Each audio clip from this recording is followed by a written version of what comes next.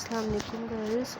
Next topic جو ہم نے اسٹارٹ کرنا تھا وہ تھا آڈٹ نوٹ بک. اس میں بیسکلی ہم یہ دیکھیں گے کہ ایک آڈٹ نوٹ بک جو ہوتی کیا ہے. فرسٹلی یہ دیکھیں گے یہ ایک بک ہے جو کہ بہت کہہ لو ایک واسٹ ایک بہت بڑی کہہ لو رینج میں اپنے پاس ایک نالج رکھے گی، اور اس میں بہت زیادہ آبزرویشن ہوگی کس کی؟ آڈیٹر کی، جس نے پورا آڈٹ کے ٹائم میں کیا کیا ہوگا، ساری چیزوں کو لکھا ہوگا.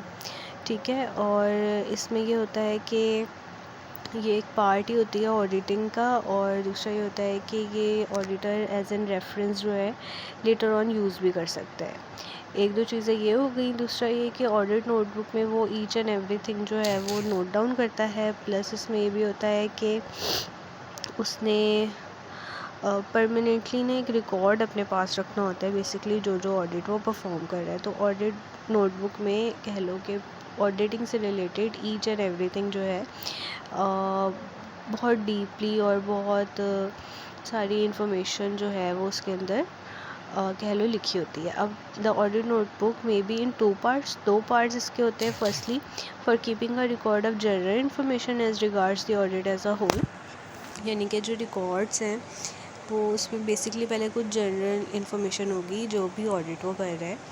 ٹھیک ہے. دوسرا ہوگا کہ کچھ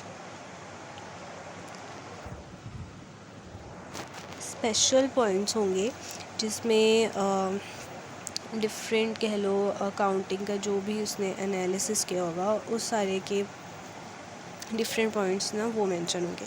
ایک پہلے جرنل جو بھی اس کی آڈیٹنگ ہے کمپنی کے بارے میں ایچ اینڈ ایوری تھنگ، اور پھر سیکنڈ پارٹ یہ ہوگا کچھ اسپیشل جو اس کی آبزرویشنز ہیں وہ سب. ٹھیک ہے.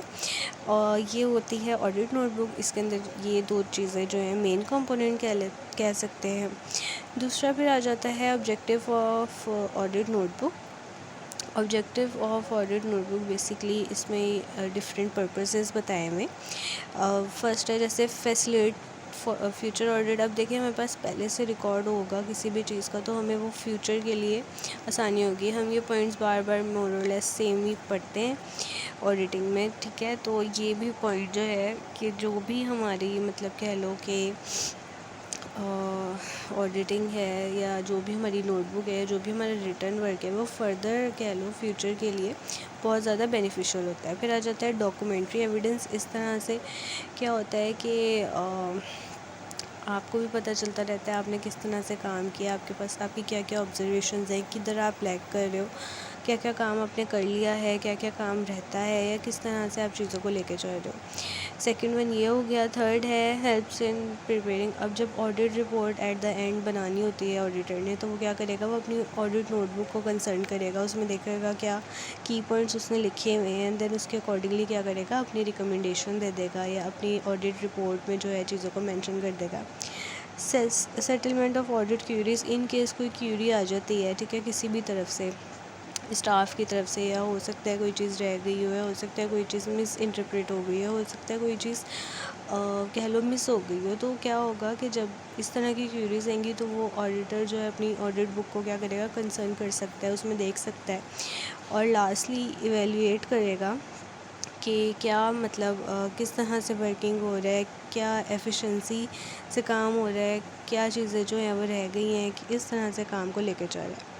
اب یہاں پہ جو ہے آڈٹ نوٹ بک کی پریپریشن جو ہوتی ہے اس میں بیسکلی ہوتا یہ ہے کہ اس میں ساری کی ساری کہہ لو جتنی بھی ڈیوٹیز ہوتی ہیں، جتنے بھی کہہ لو کام ہوتے ہیں، وہ سب کچھ اس میں کیا کیا جاتا ہے، مینشن کیا جاتا ہے، جتنے بھی ٹاسک بیسکلی کر رہے ہوتے ہیں آڈیٹرز یا ان کی ٹیم.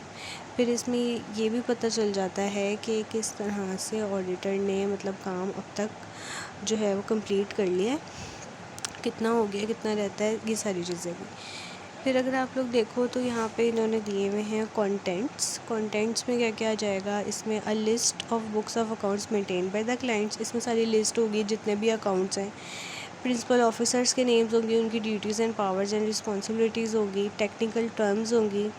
پھر اس میں کیا کیا ہوگا، اس میں وہ پوائنٹس ہو گئے جن کی بہت ڈیٹیل میں ایکسپلینیشن چاہیے. پھر اس میں واؤچرس جو جو واؤچرز مسنگ ہے یا جن کے ڈپلیکیٹ چاہیے وہ سب بھی مینشن ہوگا. مسٹیکس اور ایررز جو نکلے ہوں گے آڈٹ رپورٹ میں وہ بھی ہوں گے.